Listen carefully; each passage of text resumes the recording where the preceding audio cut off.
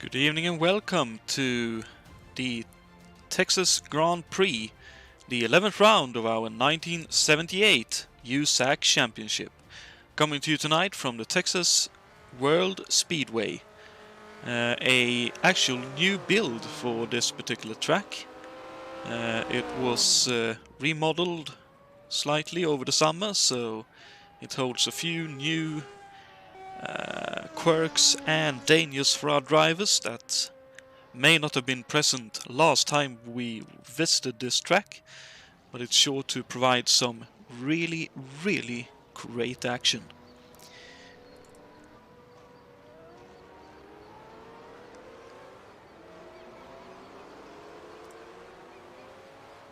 And talking of the particular track, we are at the Texas World Speedway. It is a 2.0 mile D-shaped oval, and our drivers will be running for 100 laps, which obviously will equal 200 miles.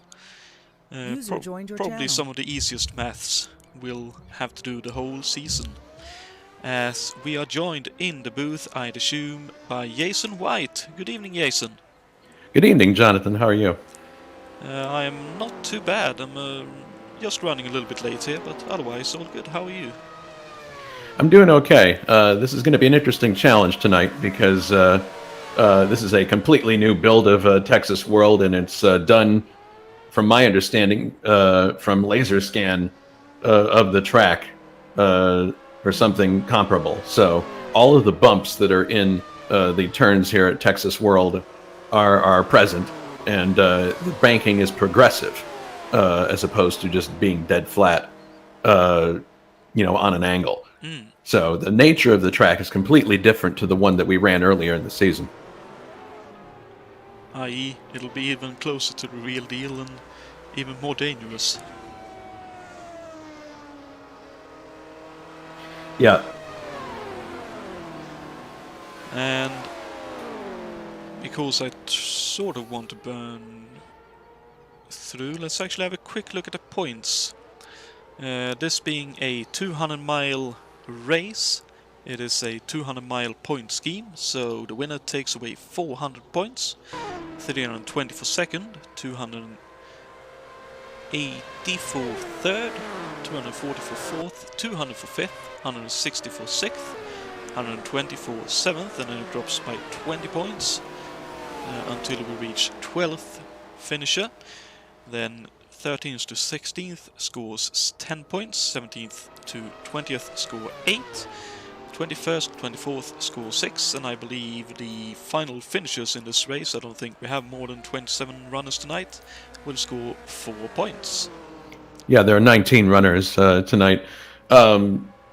Any way you slice it, David Jakes is going to leave with the series lead intact, even if he doesn't finish this race, because he's leading by more than 400 points in the standings right now. But it could possibly close up immensely if he doesn't finish and the guys around him finish as well. It could, potentially. And that lead we are talking about, with David Yates leading, his score tally so far is at 2,928 points, nearly 3,000 points. Closest pursuer being yourself with 2,476, so roughly 540 points. Adam Hackman, your teammate, third on 2,366 points, so about 100 points behind. And Brian Yannick, our very consistent runner in the old Eagle chassis, lines up fourth in the standings on 2,248 points.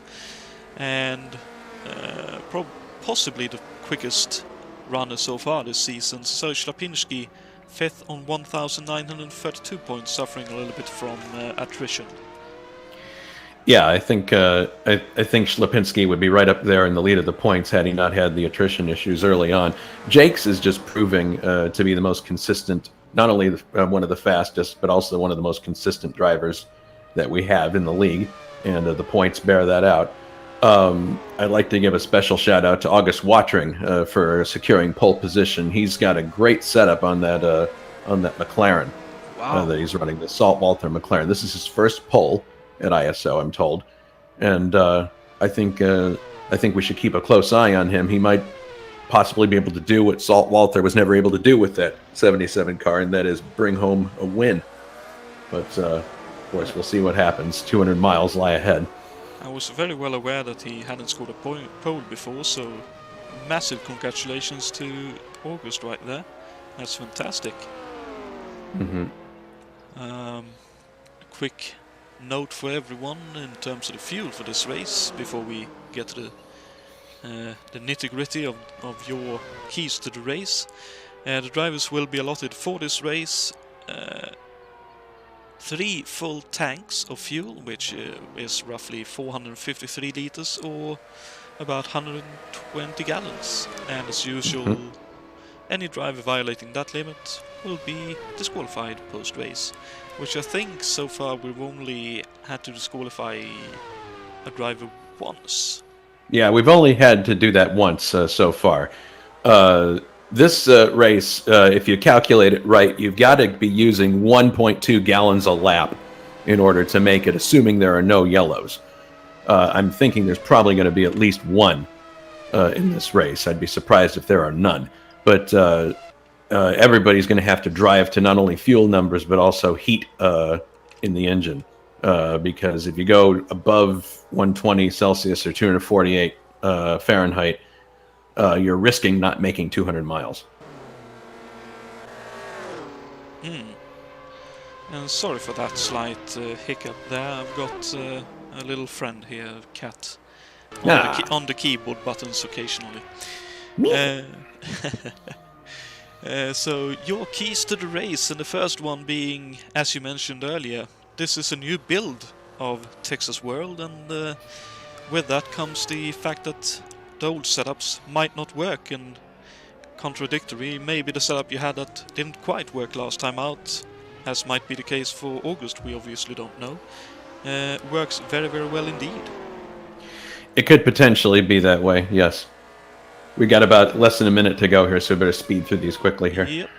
And second key to the race is set up your car so it handles comfortably over the bumps, which sort of speaks for itself, doesn't it? Yes, it does. Yeah. And as always on a high-speed oval, resist the temptation to dice for the sake of dicing, as in fighting for position. Yeah, there's really no point in doing that in the first, 150 miles. I mean, really, I think most people, if they're smart, are going to be watching their temperatures and just trying to save the car. Okay, I gotta go. Yep, so, best of luck for the race. All right, thank you.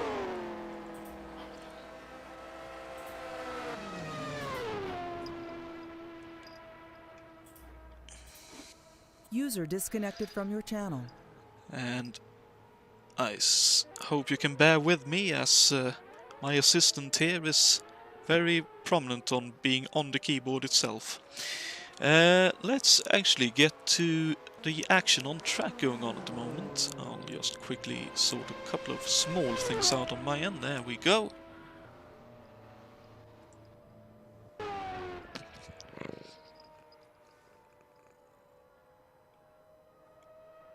As we can see, the August Watering currently third in the warm-up session, with actually David Saber in the Works McLaren being the fastest one at the moment. But now here comes the time for the warm-up / parade lap. And possibly even more so than any time previously, our drivers could be quite nervous for this one, seeing as with it being a new build, new track, new version, everything you knew from before could change in a heartbeat. But as we can see there, August Watering on the pole position in his Dayton Walter in real life driven McLaren. Second on the grid is Jason White in the Penske, with third being David Yakes, with one of our newcomers, Bill Worrell, first time out here in ISO, but qualifying fourth. A great effort in the Ross Pollack Racing entered Penske. Fifth for Alan Santo, a great run for him in Interscope, Racing entered. Complete brain fade on the chassis name car. Brian Yannick lines up 6th with Jakob Fröksen 7th. Ray Riddle lines up 8th with Francisco Amaral, another newcomer. I think he's done one of maybe 2 events previously. Lines up 9th with David Saber in 10th. Luciano Rocha lines up 11th with Martin Lacina in 12th. Pardon me as I try to get my assistant off the keyboard again. There we go. 13th will be Simon Wattman with Jason Fitch in 14th. Greg Dadachella 15th with Jason White at 16th. Angel May 17th with Bunchakon 18th. And Jules Bouchard rounding out the grid in 19th.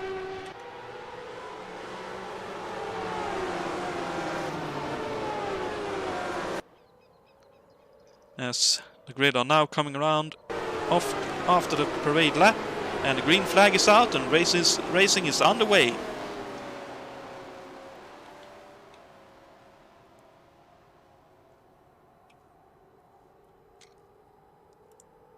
Oh.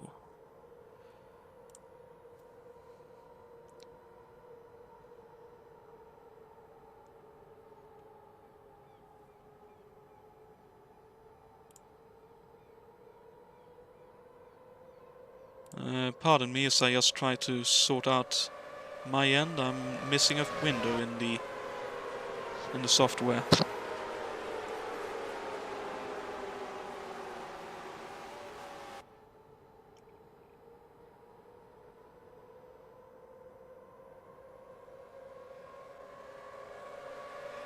I'm actually missing a lot of windows over here.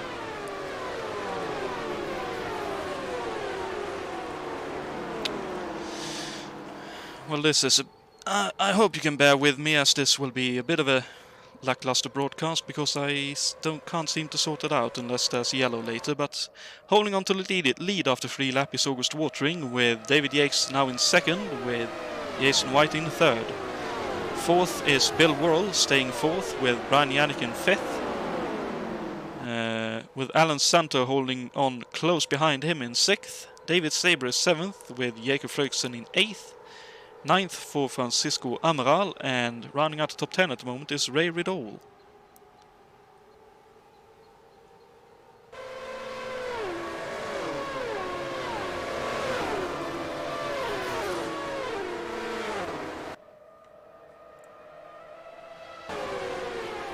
Microphone muted. Microphone activated.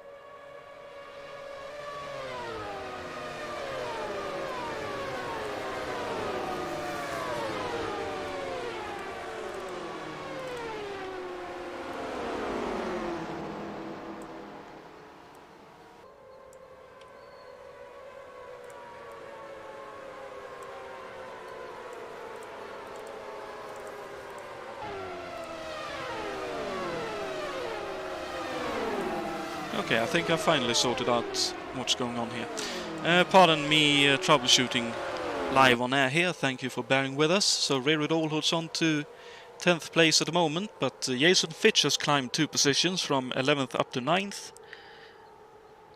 And I can see that August Watering is holding on to the lead, and we can see that everyone currently more or less is running the middle line, just above the dotted white line. Although there we have a couple running through in different situations. As Jason White is now up to second with David Yates in third. David Saber currently fourth with Bill Wall down to fifth. Brian Yannick drops to seventh as he is passed by Jacob Fredriksson. And right behind them both is Alan Santo. As August Watering sets the quickest lap of the race so far at the 37 flat. That is quite fast indeed.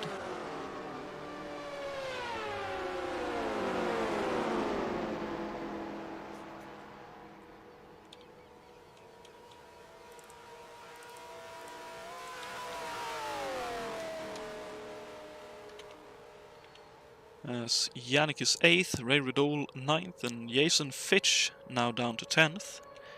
Francisco Amaral stays in 11th for the moment, but he is under attack by Simon Wattman in the 3rd Penske.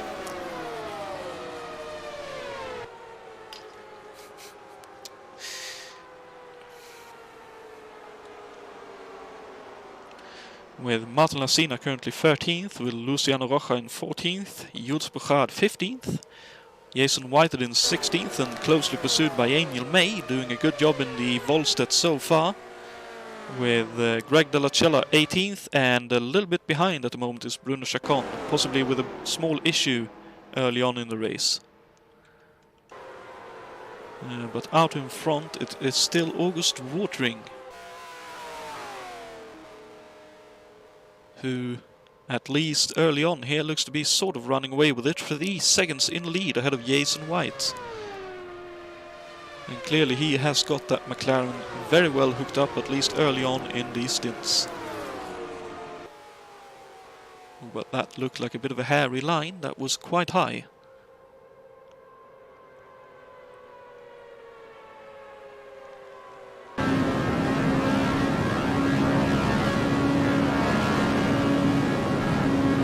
As we now jump on board with David Saber running 4th, trying to look for a way past David Yates, or slipstreaming, whichever might be the most likely scenario.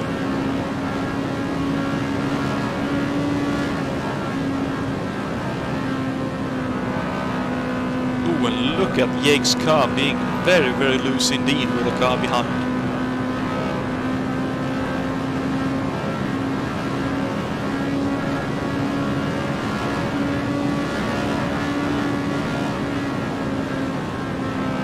Definitely looks like he wants to draft Yates and catch up to the guys in front, with Alan Santo about a second behind, trying to catch up as well.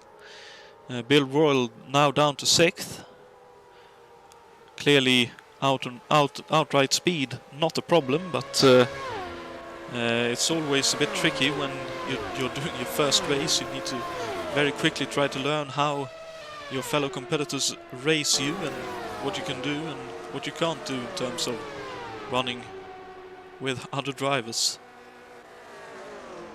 Steep learning curve, but hopefully that Penske PC5 will treat him well and give him a good chance of learning those things very quickly, as Ray Riddle is closing up from behind.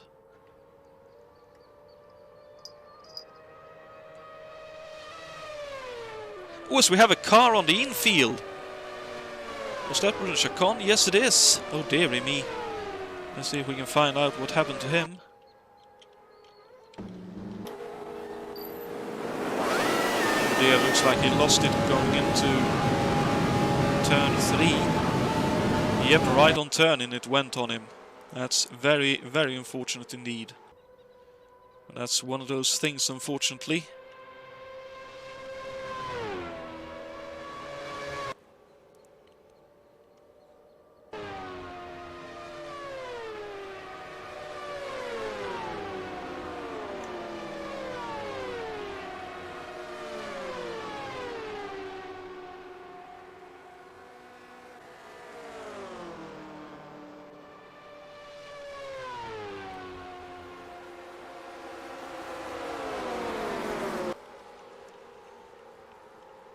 That looked like a fight for what would be about 10th.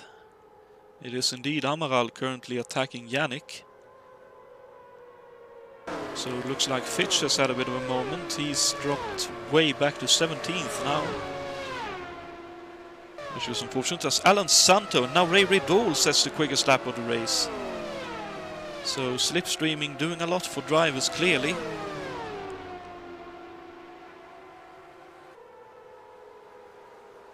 As actually Ray Riddle looks to have done that lap time on his own. That is even more amazing if that's the case.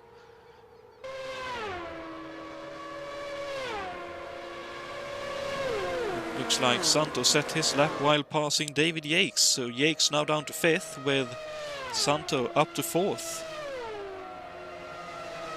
And Bill Worrell now with the quickest lap, trying to hook on to the rear end of Ray Riddle's Lola chassis entered by the Chaparral team.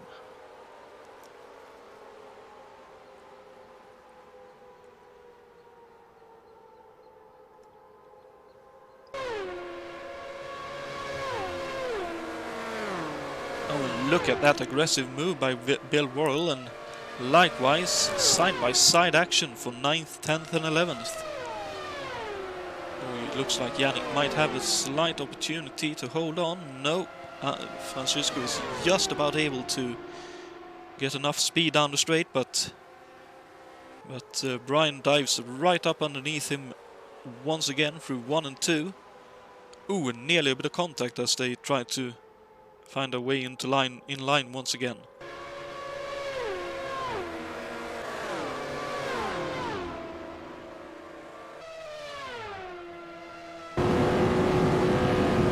Just look at this line of cars. Bill Worrell now up to 6th. Fredriksson and Ray Riddle in behind.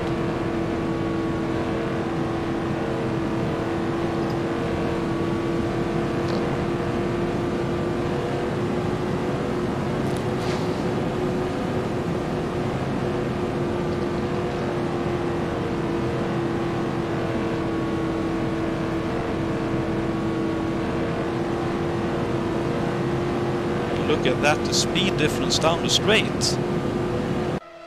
That's Bill Worrell just flying past. And that's what a bit of slipstream and the Cosse engine can possibly do for you. Because that looked quite easy for Bill, but I can probably assure you it was a lot more tricky than it looked.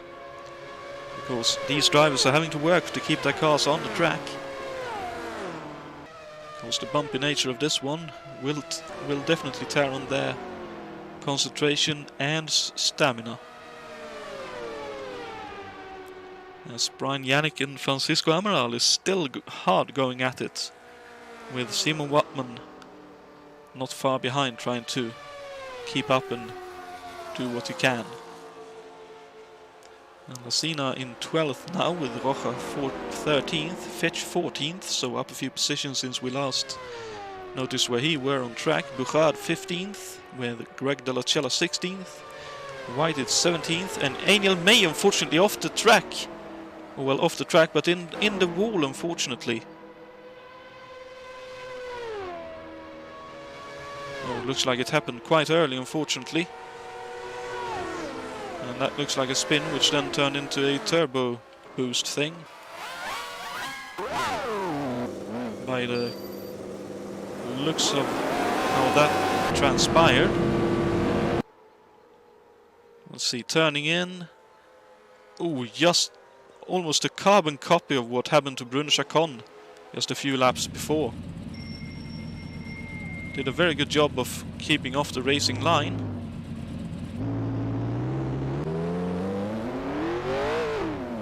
But then trying to get going once again, clearly boost kick caused her to lose the car, and looks like she decided to park it to be safer to everyone else. That's very, very unfortunate, but it was a very good effort, stellar effort up until that point. You see Bill Worrell now actually really finding his feet here as he dives up the inside of David Saber and sneaks up to 3rd.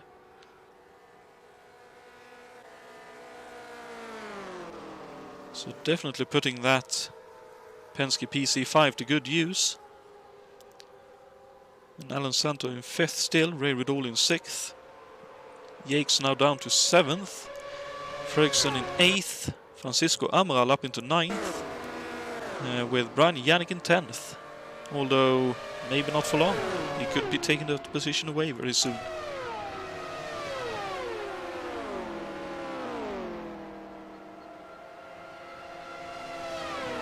And we're already a quarter of the race completed. Absolutely incredible pace going around this track.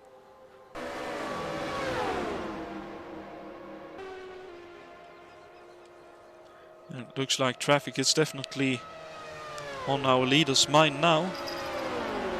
As Jason White has to maneuver past some. And actually has gained a little bit of time on watering over this past lap and a half. By at least what it looked like right there and then.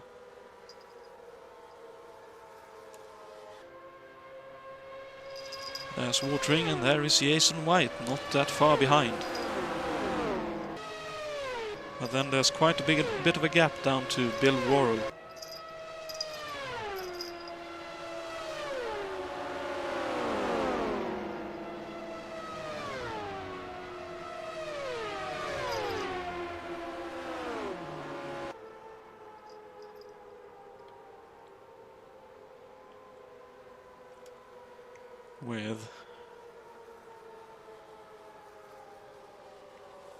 And unfortunately for us, it now looks like everyone is more or less spread out here. Although we're only 5-6 laps away from our first pit stops. Let's jump on board. Jules Bouchard's Lindsay Hopkins Racing entered car, looking back as Bill Worrell laps Greg Delacella and Jason Whited.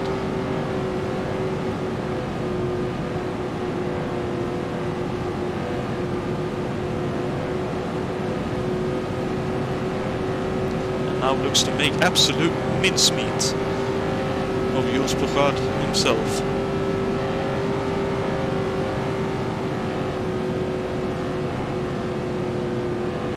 It's amazing how big the speed difference can be between the cars around this track.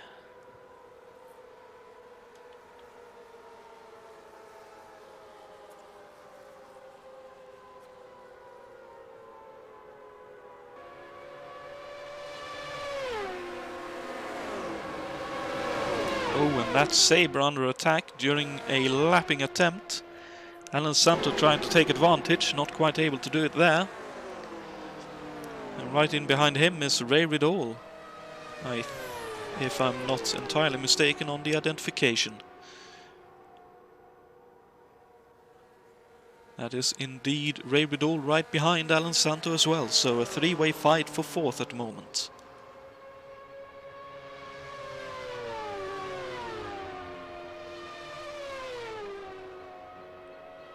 Oh, and look at the speed of Alan Santo in the middle of 3 and 4.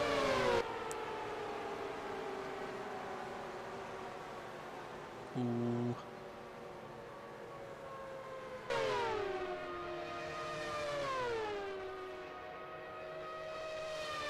That looked a little bit scary, but well done by everyone. Everyone keeping a good eye out and knowing where each other are. Nice, very, very nicely done.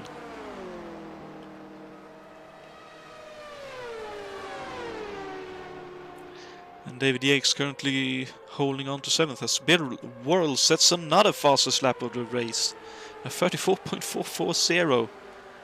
Wowee. Definitely going a lot quicker as the fuel burns down. Jakob Ferguson in 8th, so the teammates following each other along. With Francisco Amaral in 9th and Brian Yannick currently holding on to 10th ahead of Simon Wattman. Oh, and someone has had a spin. Oh no, it's Francisco Amaral. Oh dear, oh dear. Oh, this could be bad. Ooh. Nicely done. Looks like that should be probably okay, as I noticed Bill Worrell set another fastest lap.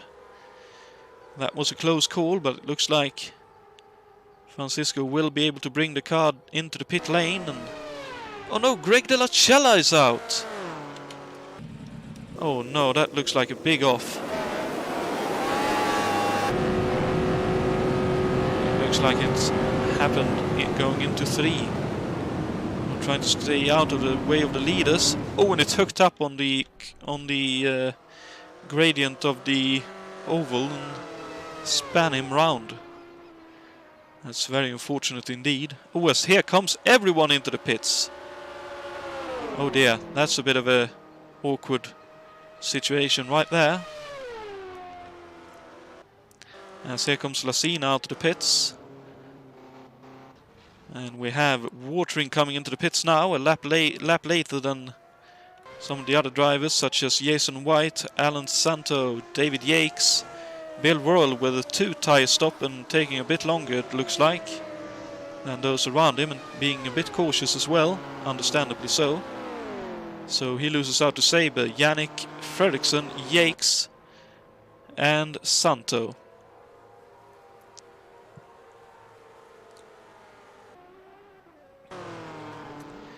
There's Simon Wattman and August Watering into the pits, so Ray Riddle running long. Let's see where Watering comes out in all of this.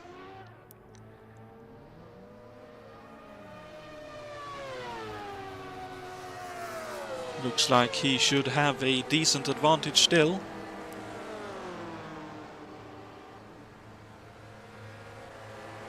And running a lap longer is definitely an advantage.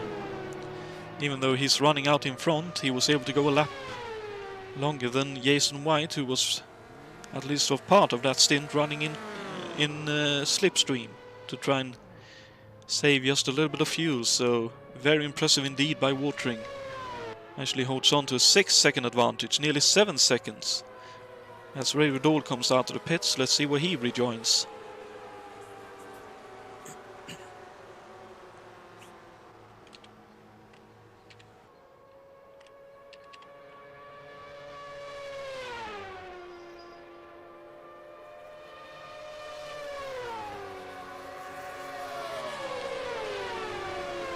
So Ray Riddle has gained a lot out of those pit stops, up into 4th. But even better in the during the pit stops has been Alan Santo, up into 3rd.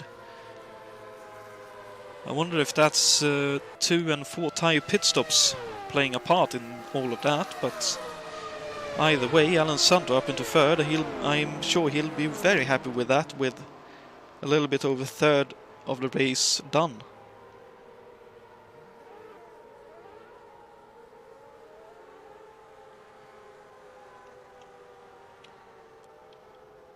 So the leading duo is the same, Santo 3rd, Ray Riddle 4th, Fredriksson 5th with his teammate Yates in 6th, Brian Yannick up into 7th with Saber down to 8th, Bill Worrell down to 9th with Simon Wattman climbing to 10th, Martin Lacina 11th with Rocha in 12th, Jules Bouchard in 13th with Jason White in 14th, Fitch 15th, Amaral back out and running in 16th, and unfortunately our final runner at the moment.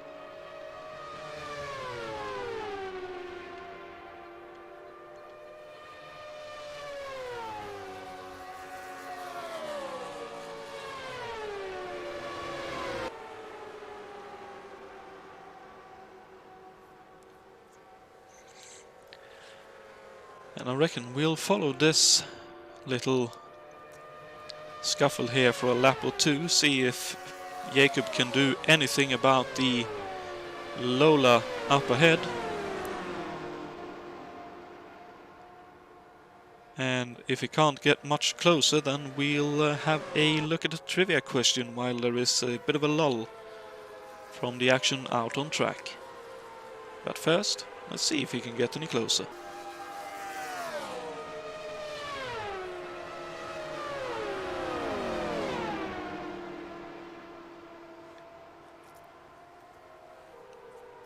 And it honestly looks more like Yakes is actually closing in on his teammate rather than Fredriksson closing in on Riddle.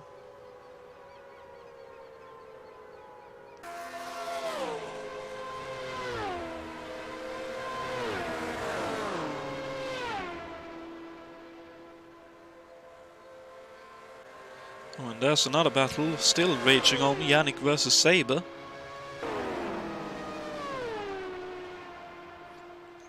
And it definitely looks like Yakes is a little bit quicker than his teammate at this very point.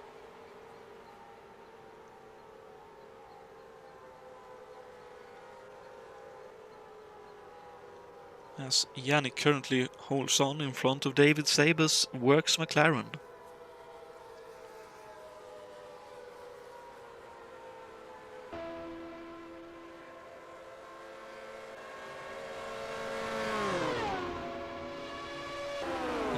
Looks like closing in from behind is Bill Worrell as well.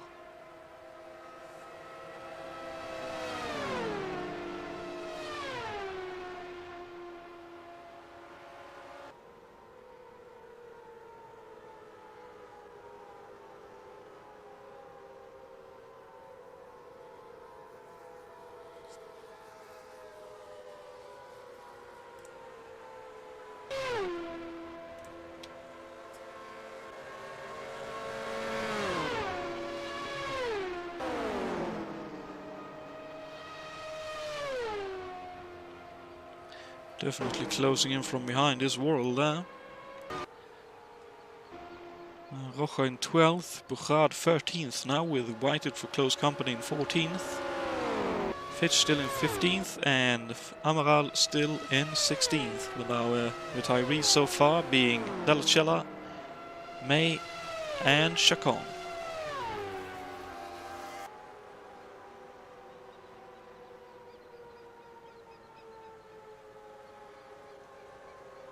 And look at that, August Watering now with a nearly 10 seconds advantage.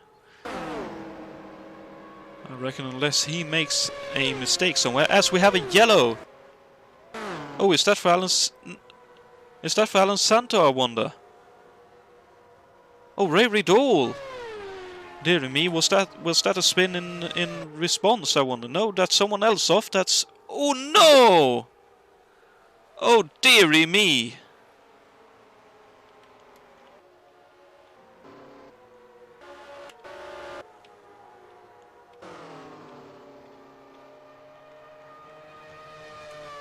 That looked very, very unpleasant indeed. As it looks like that's Ray Riddle up ahead, I think. As I think it was Francisco Amaral in the McLaren losing it and spinning in front. Alan Santos span in avoidance, and moments later Ray Riddle hit the wayward Amaral's car. Sadly, Amaral in no control of his car, upside down on track, and very, very heavy contact being made.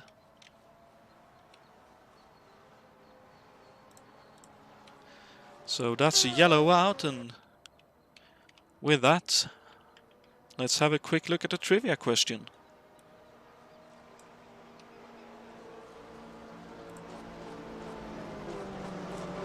So the trivia question for this evening is which driver has won the most USAC IndyCar races at Texas World Speedway? That being 4 wins. Was it A, AJ Foyt? Was it B, Al Unser? Or was it C, Johnny Rutherford? I have to say I got the trivia question wrong, but I know we have some very knowledgeable members in the community, so I'm fairly sure at least some of you will easily get the answer to that one.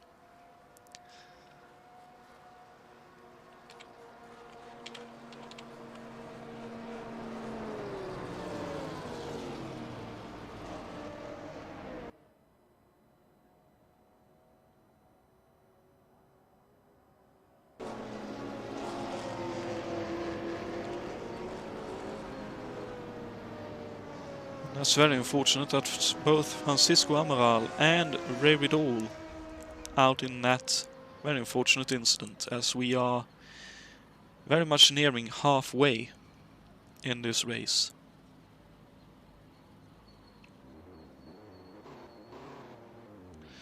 As it sounds like we have someone in the pits actually. That would be Jason White actually pitting for some extra fuel to try and run long on this stint, I'd assume.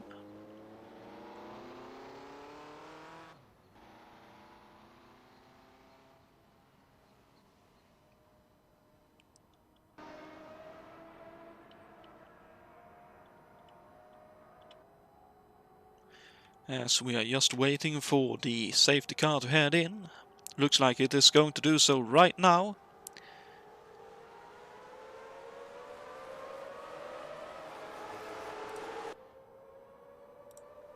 So the green flag is back out and we are racing once again here at Texas World. And August Watering right away romps away to a 2.5 second lead. With Jason White in pursuit. But with very close company from both Jacob Ferguson and David Yates. And David Saber with a fantastic run down the back straight. And Yannick in 6th with Bill Worrell in 7th. And Alan Santo a couple of cars further back.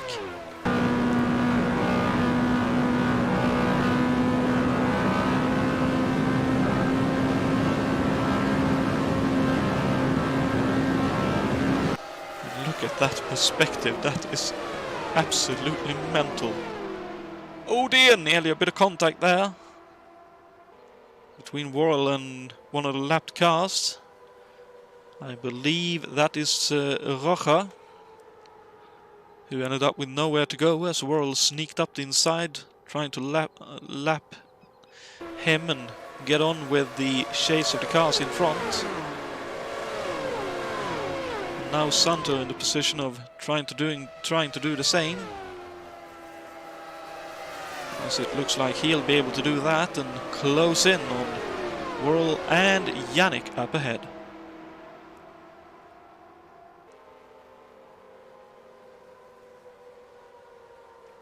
And Saber really benefiting from that restart, only a second behind Jason White in 2nd.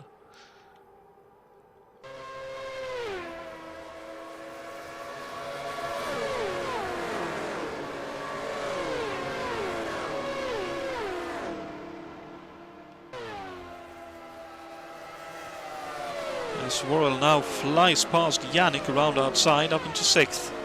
Oh, but running very, very deep into 1 and 2. But bringing a lot of speed with him out of that turn. That was risky, but it worked out by the looks of things.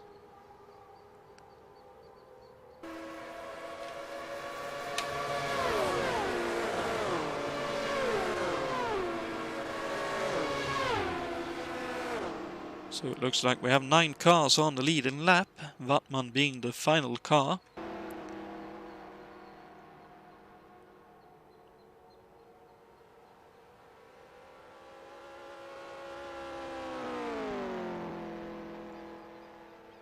And look at that 5-second lead for August Watering.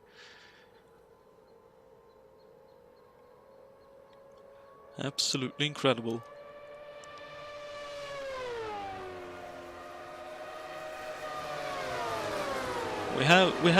We have seen flashes of speed from Watering earlier in the season, but so far not been able to make it work over a full stint and a full race. So this is looking very, very promising indeed. I hope he has a good run until the end. As Bill Worrell now flies past David Yates, so up in the 5th Worrell goes.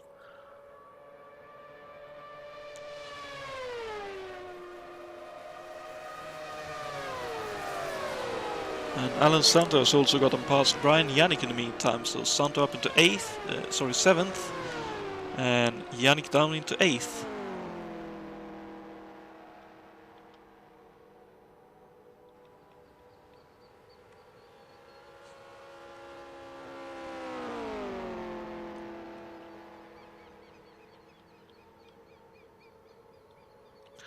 Looks like Lacina and Roja could be enjoying a bit of a good fight here.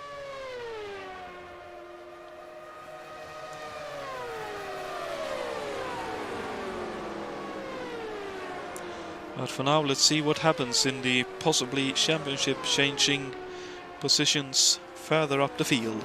Oh, someone has had a spin! Oh no, that looks like Jason White! It is so. Second placed driver in the championship has had a spin and hit the barrier and spins onto the infield without a rear wing. Oh dearie me. I hope for his championship hopes that he is able to bring it into the pit lane. Because he needs to score any point he can in this race.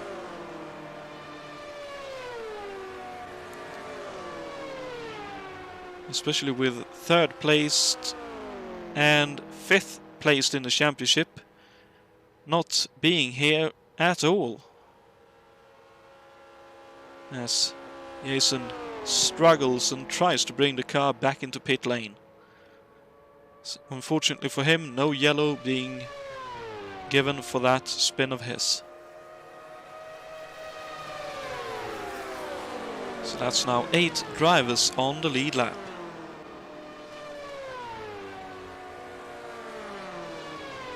Watering is setting an absolutely blistering pace up in front. Saber currently up in second now then, with Bill Worrell in close company. That would be a feather in your cap, getting a podium finish in your first outing. Obviously still 42 laps to go at the end of this, but he's definitely putting in a good effort so far.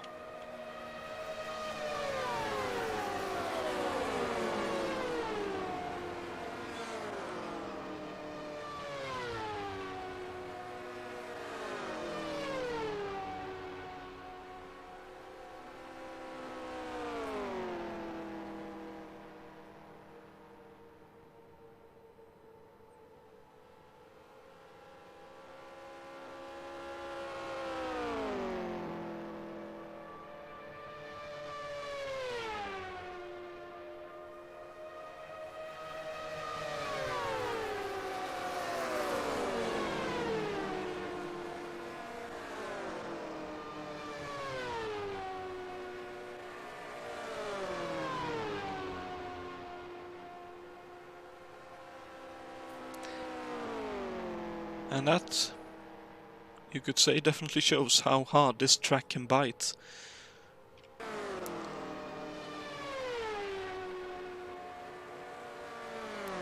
Because I'd reckon that's a momentary lapse of concentration, or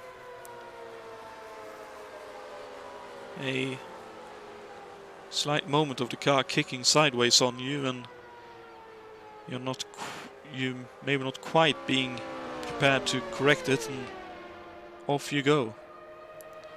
Due to the speeds they are carrying too, there's very little room for any kind of error when they do happen. As Alan Santo looks to now be shaping up David Yates for a pass.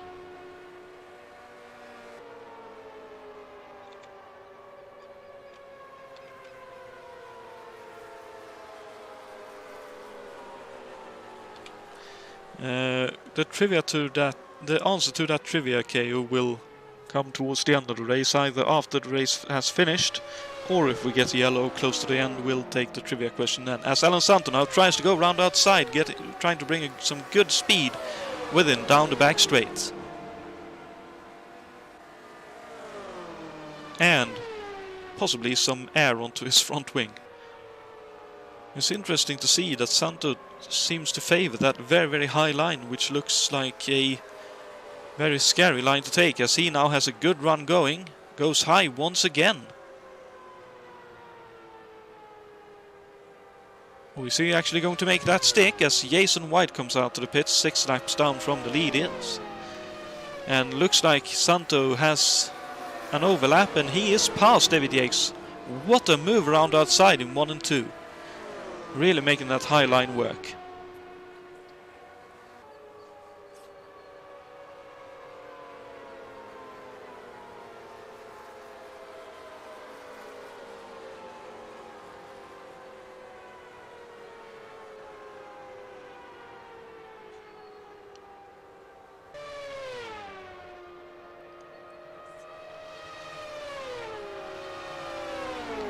Now Jakob Fröksen not far ahead either, so Santo could definitely be a bit of a worry for Fröksen in this race, as I believe we are closing in on our second set of stops.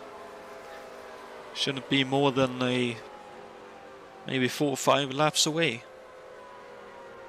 based on when everyone pitted last time out.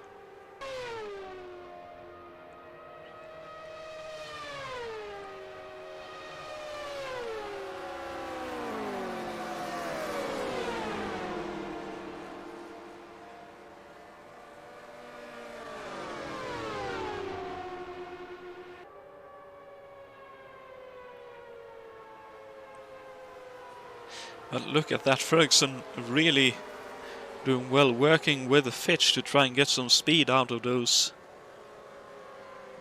SGD engines.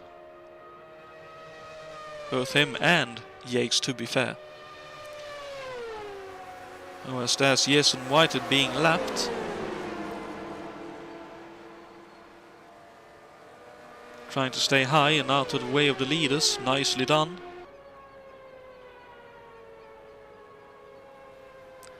But that, unfortunately for Santo, has left him vulnerable to David Yates, who's trying to look up the inside.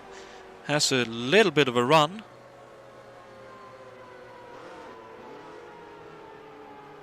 Oh, and there's Fitch now high, so Santo very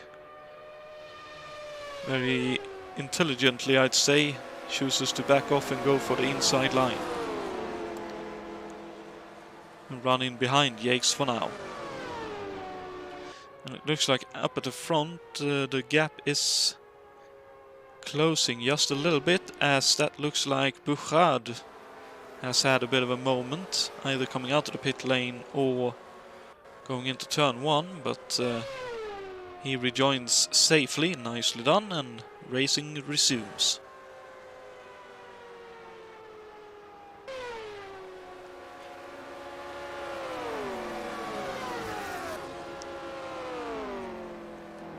Oh, and there's another spinner. That's Fitch, I believe. That looked like the AMC colored car, unfortunately. Ooh!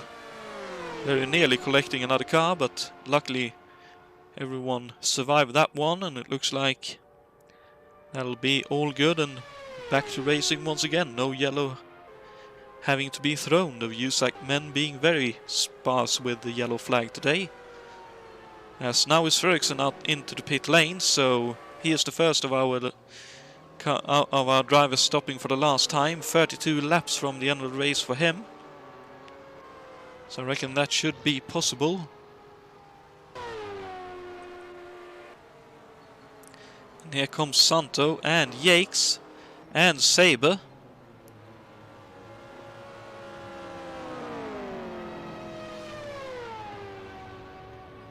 And there is Yannick as well.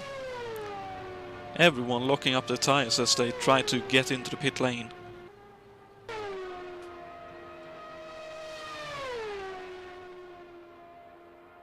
And there is Bill Worrell in from second position as Yates leaves, with Sabering for close company. Really hope that slight tap that Santo had with the wall isn't causing too many issues for him, as that's a very awkward situation. Worrell into his pit stall as Yannick was leaving his. And there's Jason White as well, parking his car. And definitely looks like Santo has some repairs being done to the car, unfortunately. That's a very, very long pit stop as Worrell now leaves. And August Watering comes into the pit lane. So let's see how this pit stop goes for him. Oh, and there's a blown engine. That's Alan Santo, I believe. Blown the engine in the pit lane. Oh, dearie, dearie me. Ah, that's so unfortunate. Alan was having a great run.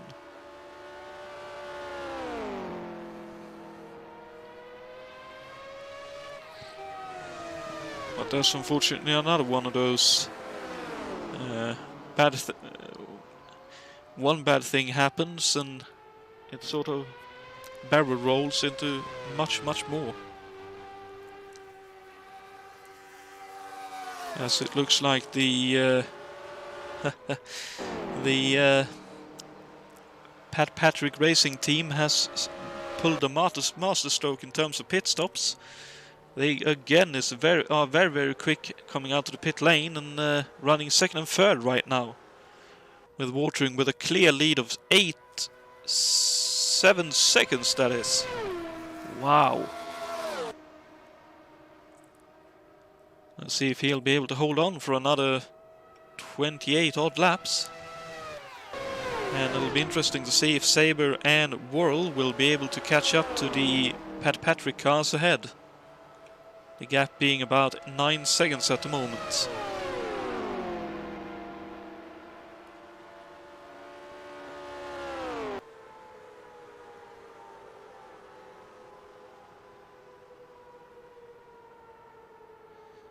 As it looks like Jason White has claimed another position, having gotten past Jason Fitch, so that's another, I believe, 3 or 4 points gained for Jason, but he'd preferably need to get into that 12th position to score at least 20 points in this race.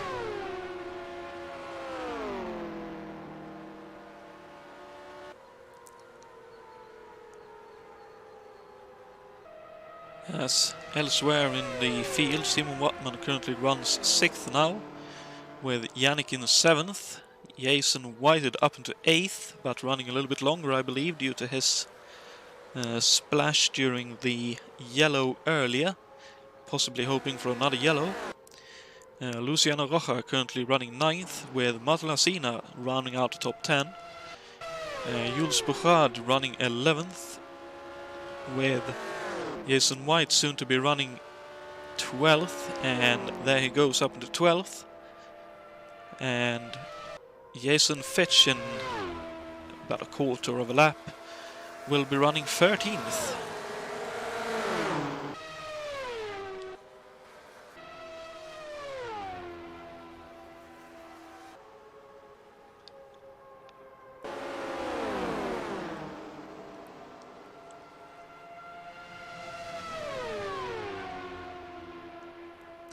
As Sabre and Worrell is definitely catching up to the Patrick team ahead, who are in turn not catching up to the Dayton Walter McLaren up ahead.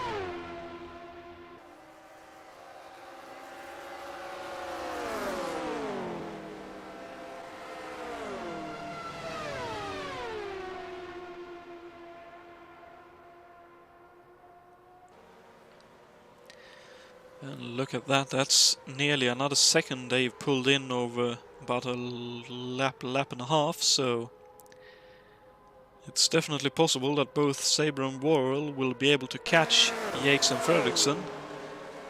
But as in all racing, catching is one thing and passing is a completely different one.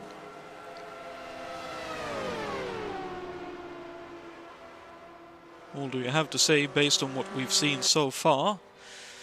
I reckon both Sabre and Worrell will have a fairly decent chance of passing Yates and Fredriksson if they do catch them, as I notice Yates and Fredriksson has now swapped positions, so Yates up to second, Fredriksson down to fifth, to third.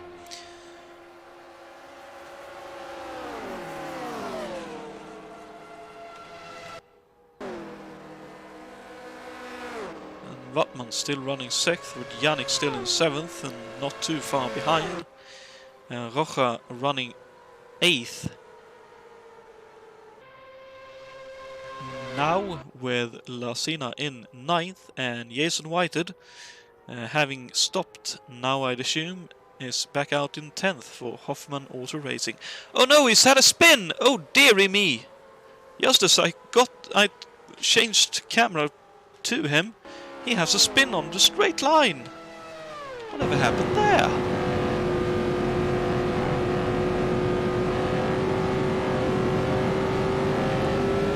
Oh dear, that looked very strange indeed. I wonder if he was signaling to go into the pit lane and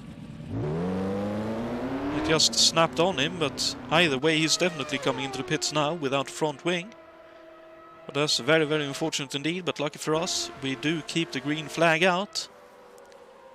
So we'll hopefully see a race to the finish as Worrell now is challenging Sabre for 4th and flying up the inside.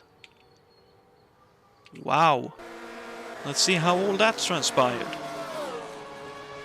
Oh, just a very, very strong run through 3 and 4. And right underneath the rear wing of Sabre, going down the front straight and up the inside, and past he went. Wow, as Jason White has decided to retire, so that's another 20 points. I believe that will be for Jason White once he gets those laps back. In terms of the championship challenge.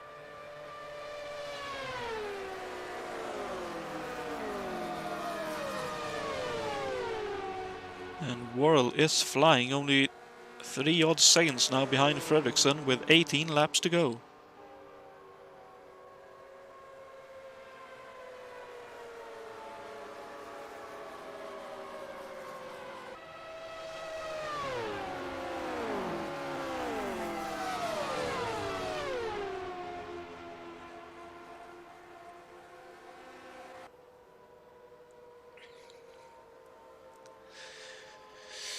And I'm not sure if it's just the way the tarmac surface looks, but I occasionally feel like I see a slight inkling of smoke in a couple of the turns, but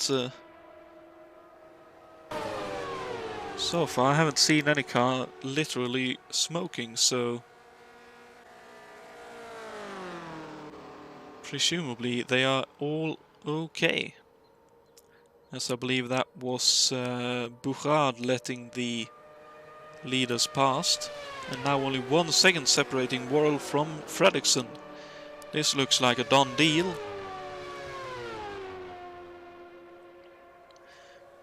Because it definitely looks like not a question of if he'll passing, but rather when will he pass Fredriksson for 3rd.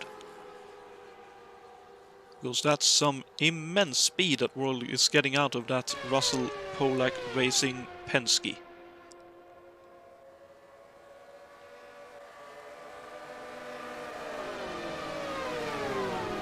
And here he goes up the inside. And Fredriksson knows better than to fight too hard for the position. Ooh! But a lot of washout there, and that will have slowed both of them up.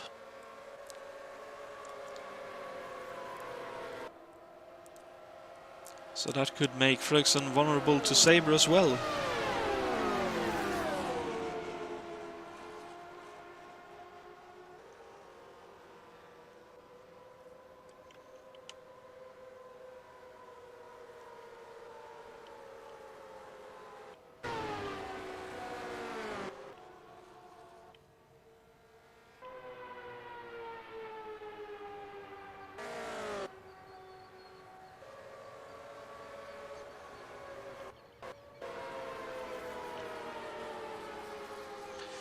Oh, and now Fredriksson definitely under attack from Sabre, and looks like Yakes is not long for the taking either for Worrell.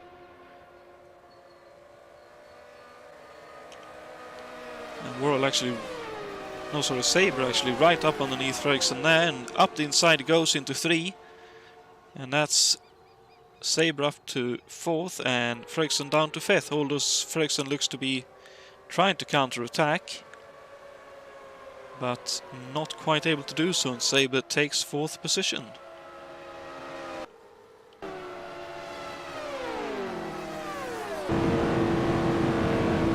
So let's jump on board with David Yates now, as he is being chased by Bill Worrell up behind him.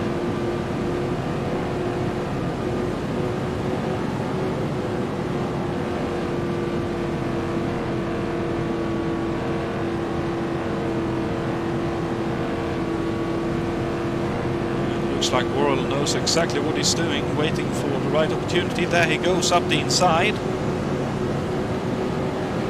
That looked fairly simple of a move, but very well set up. Knew I didn't quite have the pace going into 3 and 4 on the previous lap, so placed the car well, got a run off the corner and used the slipstream, and up past Yates went, and Worrell now on his debut here at ISO, up into 2nd position. With 10 laps to go as they cross the finish line. What an amazing run! And Saber only about 2.5 seconds behind Yates. I wonder if he'll be able to catch the Canadian before the end of this race. Ferguson has dropped back quite far from Saber now, so it looks like Ferguson is settling for 5th position here unless something happens up ahead. Wattman in 6th, Yannick in 7th, Rocha in 8th, Lasina in 9th, and Jules Bourgeois rounding out the top 10 with Jason White in 11th and Jason Fitch 12th, and our final runner at this very moment.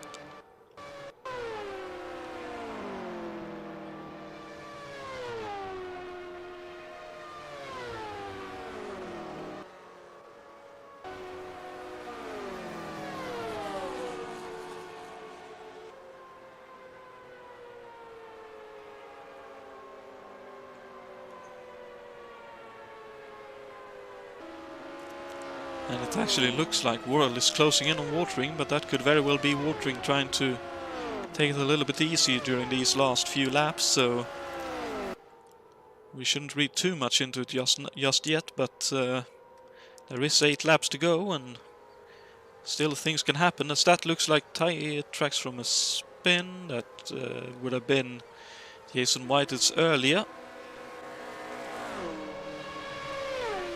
Yates is trying to keep a close watch for 2nd, and Saber likewise is trying to close in on Yates, but Yates able to use the slipstream so far and holding Saber at bay.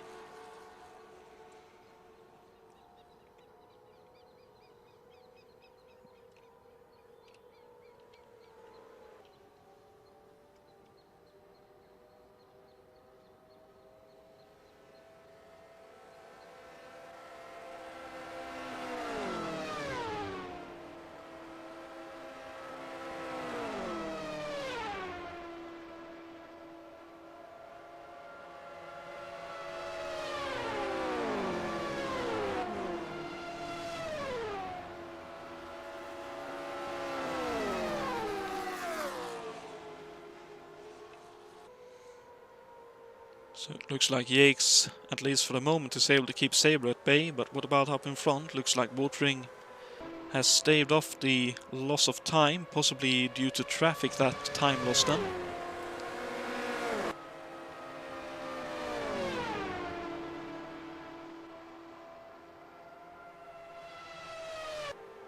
Or again, just taking it a little bit easy.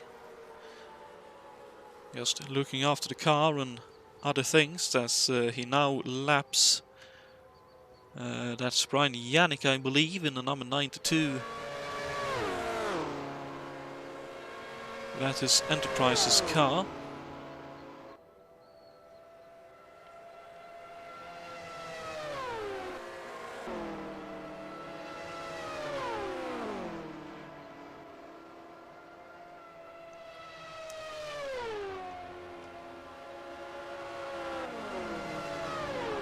Saber now actually only 1.5 seconds behind David Yates with 4 laps to go, so that could still be a change of position right here. It's all about what happens during these last 4 laps.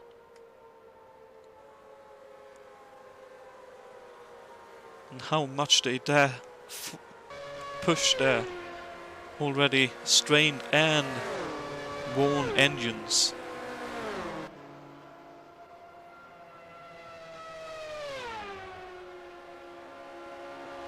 Because it looks like Saber right now is just about out of the draft range, so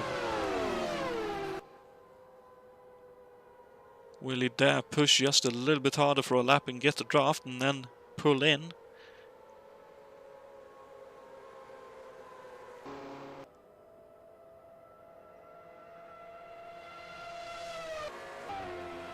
It looks like now Worrell has just eased off a little bit. Not quite catching up to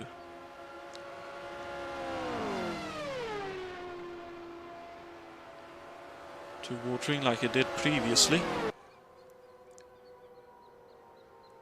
And Saber right on the cusp of that slipstream, but not able to quite get there.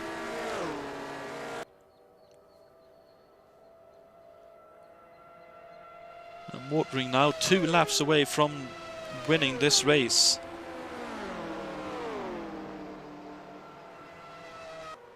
I'm fairly sure, at least, I didn't see a white flag on the flag stand.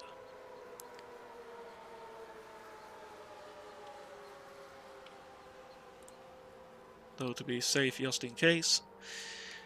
White flag out, and this is one of the great things about this series. As August goes on to his final lap, 1 lap to go until he wins his first race here at ISO. This is the great thing about this series in particular, but ISO as well. Anyone can win when they have their day and they've put in the work to get a good car underneath them, and just turn 3 and 4 left for August Watering, and then he will be celebrating like there's no tomorrow, because here he comes and wins the first race of his ISO USAC career, and I believe his first ISO race win overall so far. And Bill Worrell finishes second on debut. The newcomer Bill Worrell takes second. What an amazing race for him. David Yates, consistent once again, finishing third. David Saber gets fourth. I think he will be quite happy with that, considering he has had a few non-finishes earlier in the season. Fredriksson finishes 5th, with Simon Wattman finishing in 6th. Brian Yannick will finish 7th, with Luciano Rocha finishing 8th. Martin Lasina finishes 9th. Jules Bouchard just about finishes in 10th before his engine calls it quits. Jason Fitch finishes 11th, and Jason White will finish in 12th. Our retirees from this race were Jason Whited, Alan Santo, Ray Riddle, Francisco Amaral, Greg De La Cella, Angel May, and Bruno Chacon was our first retiree.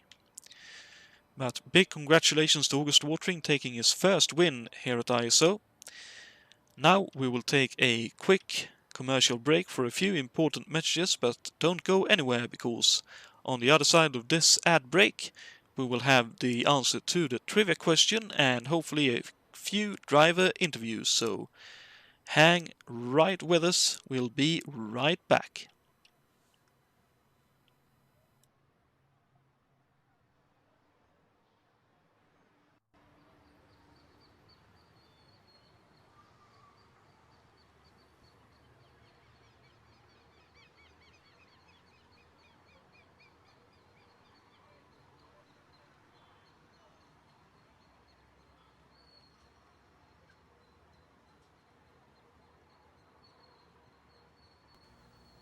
I like pickles, but they don't like me. Send your stomach some Digel. I like pizza, but it doesn't like me. Send your stomach some Digel. Digel's special combination of antacid and anti-gas ingredients gives you fast, gentle relief from acid indigestion, heartburn, and gas in just minutes. I like hot dogs, but they don't like me. Send your stomach some Digel. You're never never gonna believe the deal I made on this Toyota Corolla. You asked for it, you got it, Toyota. I got a great year-end deal on a tough Toyota truck. You asked for it, you got it, Toyota. It's the best time ever to buy a brand new 78 Toyota car or truck. You get your money's worth and more on every one. But act fast for better selection still at 78 prices. Just ask for it, you get it, Toyota.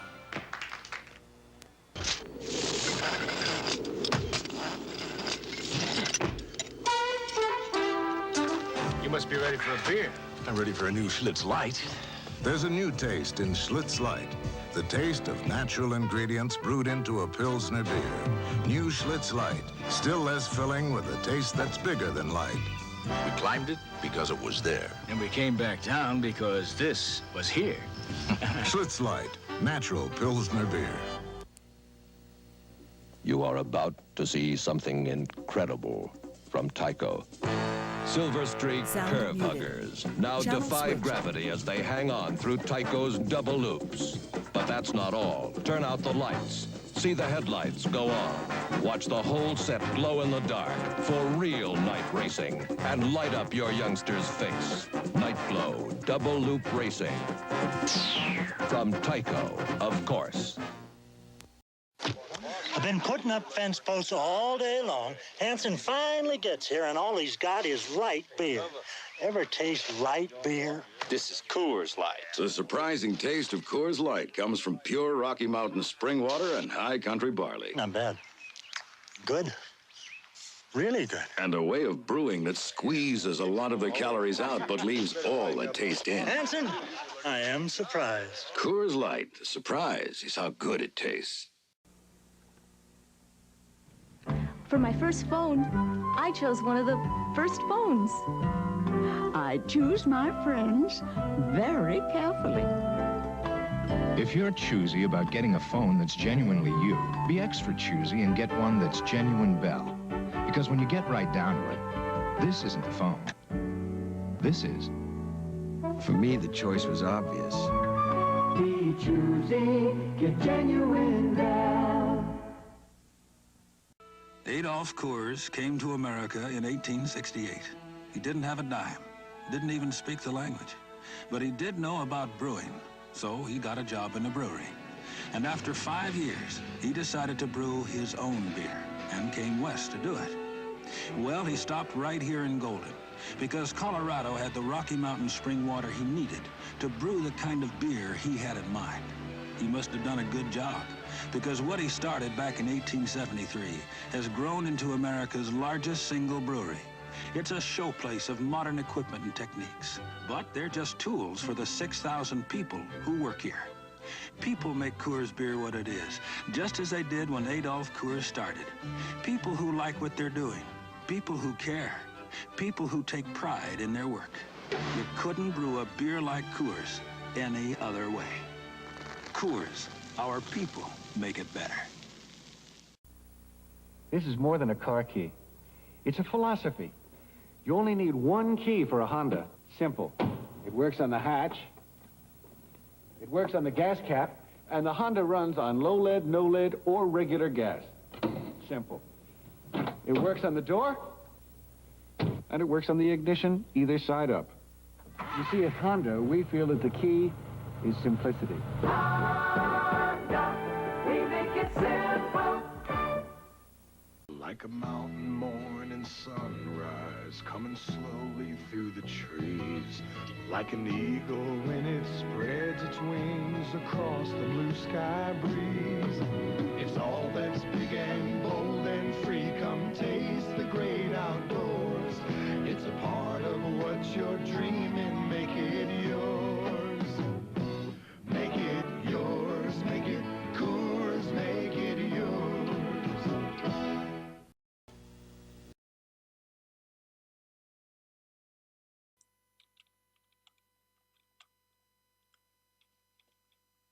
Sound resumed. And we are back here at the Texas Grand Prix, and with us in the booth right now we have our race winner, August Watering. Congratulations, August. You must be very, very happy with that race. Very, very happy. I did not expect this, seeing how during morning practice, Bill Worrell, shout out to him, first race here, did absolutely fantastic.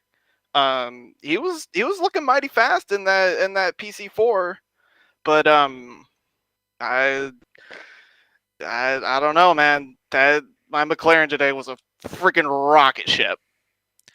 Yeah, it certainly looked like you had that car very well settled. It was sort of looked like taking the lead and then never look back again. That's what I hope to do. Really, I hope for a boring race, minimal cautions, everything that you could really hope for with starting out P1 and hopefully ending P1. And well, it's we're here at the end P1, so I think I did a good job. Yeah, certainly looked like it. I suppose the only real worry you would have had during the race was the pit stops. Yeah, I knew that I felt like if people that were behind could go a lap longer, um I might be in some trouble. But coming into that first pit stop around like lap 34ish, 35ish, I saw Jason White. Also, shout out to him. He had a heck of a race before an incident.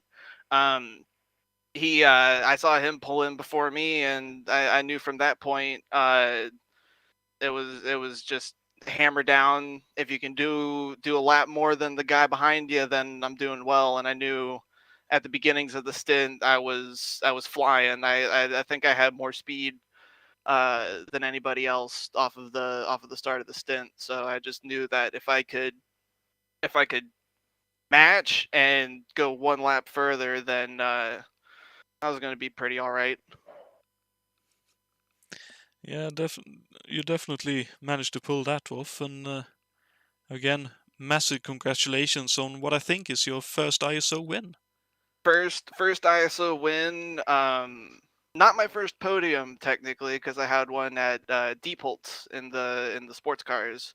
Oh, indeed. But first overall podium, first spot on the rostrum.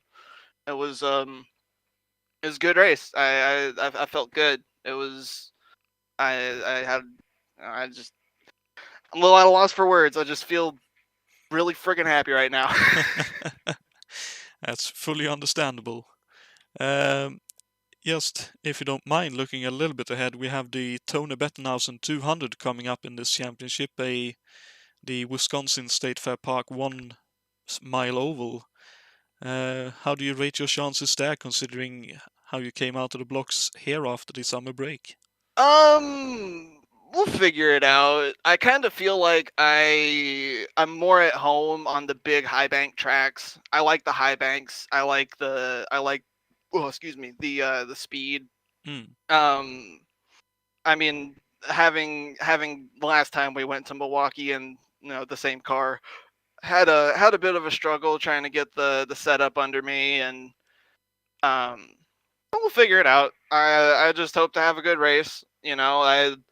I know I'm not in the runnings for the championship by any means, but I'm just glad I can poke it up here with the big dogs and occasionally have my day.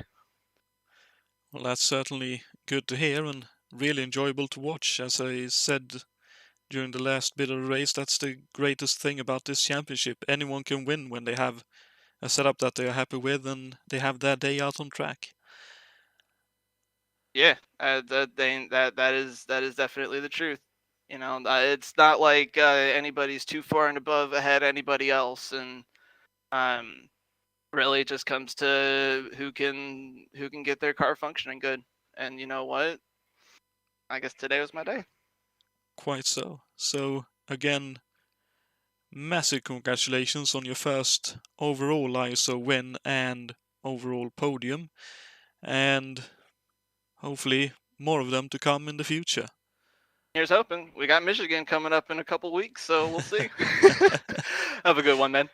Cheers, you too. Thanks for joining us for the post-race chat here. Oh, no problem. User disconnected from your channel. So before we cap off, we'll look at the trivia question and the what's coming up here at ISO. So the trivia question for you tonight was which driver has won the most USAC IndyCar races at Texas World Speedway, that being 4 wins? Was it A. AJ Foyt? Was it B. Al Unser? Or was it C. Johnny Rutherford?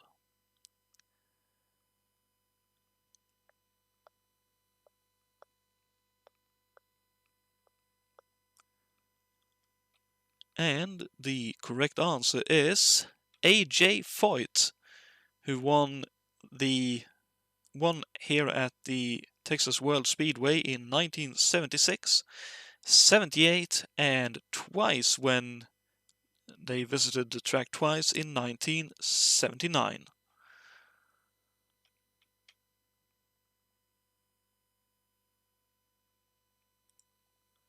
So, congratulations to anyone who answered A on the trivia question. I see that Anian May did, and I believe Barry Lynn may have done so, and I know I saw someone else answered that as well.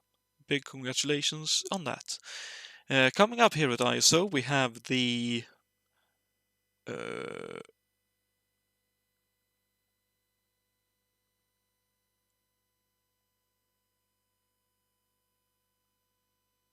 me and Roman numerals. I believe that would be the 57th Gran Premio d'Italia, the 13th round out of 16 of our 1986 Formula 1 Championship, promising to be a draft fest and most likely some surprises on that track. Always throws up some strange stuff. And in 2 weeks' time, also for that F1 race next weekend, Jason White will be in the booth with you along with Alberto Ibanez. In 2 weeks' time, we have the Tony Bettenhausen 200, round 12 of 18 of our 1978 USAC Championship, the next round of this one championship that you watched tonight. Promising to be a very interesting race, as shorter ovals often throws up some very, very good racing, just like we saw tonight, but often even more hectic.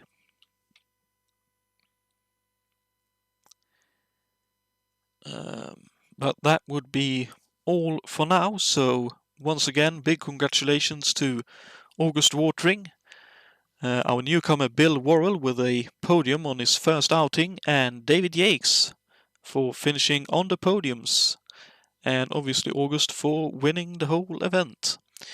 Congratulations also to all our finishers and all our participants, and thank you to everyone for showing up and putting on a good show out on track.